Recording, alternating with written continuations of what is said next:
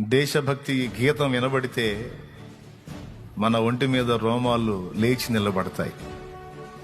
ఏదో తెలియని ప్రేమ, ఏదో తెలియని భక్తి, ఏదో తెలియని గౌరవం, ఏదో తెలియని ఆనందం.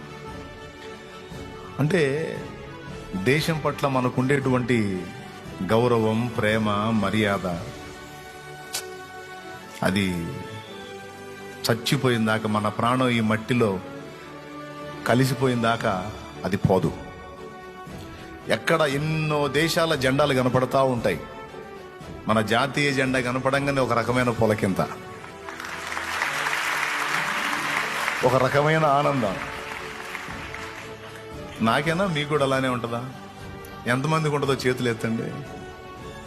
మీ అందరికీ మరోసారి స్వాతంత్ర్య దినోత్సవ శుభాకాంక్షలు. Praise the lord.